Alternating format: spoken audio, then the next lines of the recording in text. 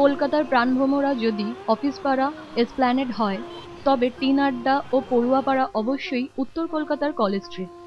School college থেকে college square, coffee house থেকে বিশ্ববিদ্যালয় সবকিছুই নস্টালজিক ককটেল প্রাণবন্ত এই এলাকা।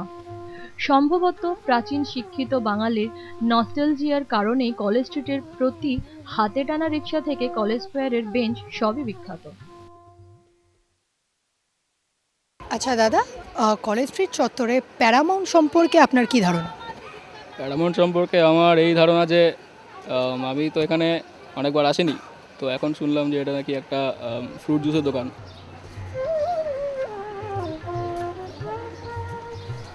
তবে এপ্রিল মের গরমে ঠান্ডা কিছু বিখ্যাত না হলে তো খুবই মুশকিল। এখানে তাও আছে, প্যারামাউন্ট হাজির তার শরবতের পসরা নিয়ে। কলেজ স্কোয়ারের পেছনে অবস্থিত প্যারামাউন্টে কিছুক্ষণ গ্রীষ্মের ঠাঠা দুপুরে সত্যিই স্বস্তিদায়ক। শতবর্ষের দোরগোড়ায় এসে আজও প্যারামাউন্ট এগিয়ে চলছে সমান তালে।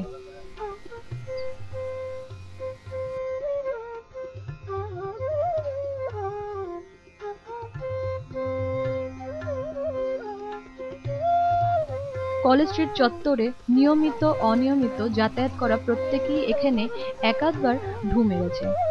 অনেকে আবার এর প্রেমে পড়ে ব্যাপারটাকে নিয়মিত করে তুলেছে। কিন্তু বংবাঙালির কাছে প্যারামাউন্ট কি এখনো তার গৌরব সমানভাবে ধরে রাখতে পারছে?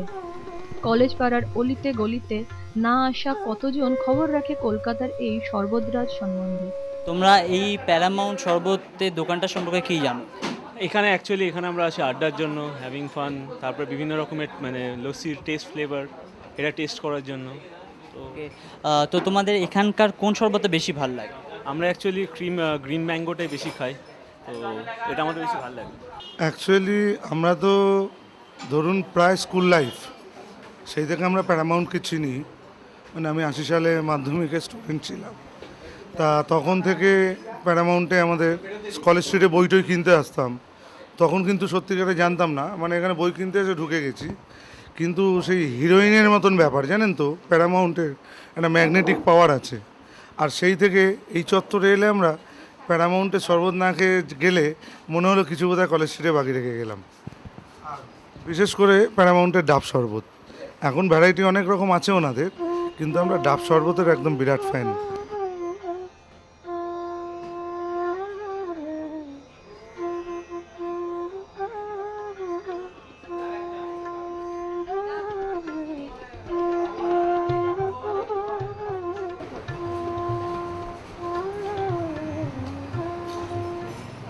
প্যারামাউন্টের এই প্রতিষ্ঠাতা হচ্ছে স্বর্গত নিহার রঞ্জন মজুমদার।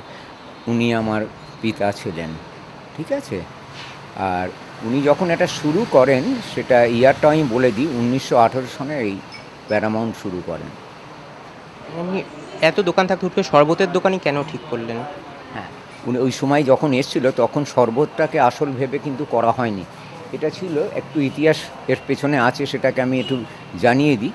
সেটা সবাই জানে, তবুও আমি এটাকে আবার রিপিট করছি। সেটা হচ্ছে, যখন এই দোকানটা বাবা শুরু করেন তখন ছিল এটা বিপ্লবীদের অনুশীলন সমিতি। তখন শরবতটাকে উপলক্ষ করে আসল কাজটা কিন্তু ওই স্বদেশীর সমস্ত কাজকর্ম এখানে হতো। এবং তাতে তার সঙ্গে ওই সময় দুই একজনের নাম বলি: বিপ্লবী পুলিন বিহারী দাস, যে লাঠিয়াল ছিলেন, বিপ্লবী সতীন সেন, রঘুপ্রসাদ ঘোষ, পিসি রায় এবং বাঘা যতীন, নেতাজি সুভাষ বোস, এরা সবাই এখানে আসতেন এবং আসল কাজটা তাদের এইটাই চলতো।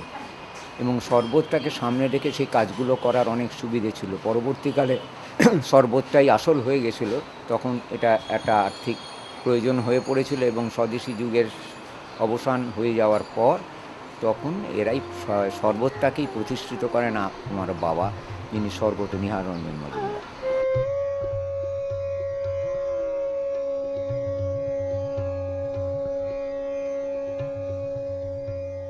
তখনকার শরবতের সঙ্গে এখনের শরবতের অনেক তারতম্য আছে।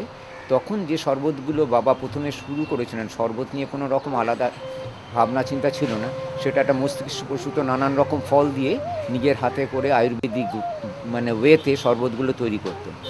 আম পুড়িয়ে নানা রকম ফলকে দিয়ে রেডিমেড আবার আইসক্রিম বানিয়ে, তখন জার্মান কাঠের ফ্রিজ ছিল আমাদের বাড়িতে, সেটা এখনও আছে। সে নানান রকম জিনিস দিয়ে শরবত আইসক্রিম তৈরি করে সুন্দর তখন জার্মান গ্লাসে ওগুলো প্রেজেন্ট করতো কাস্টমারদের, তখন খুব মজার ব্যাপার ছিল।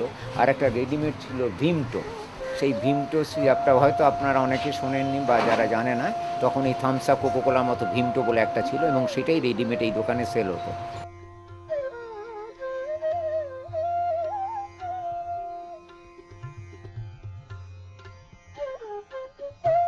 প্যারামাউন্ট সম্পর্কে কি আপনি কিছু শুনেছেন?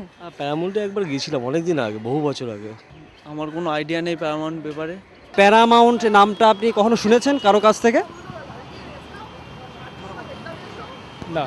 কলেজ স্ট্রিটে কফি হাউসের পর সেকেন্ড যেটা জানি সেটা দিলখুশা কেবিন।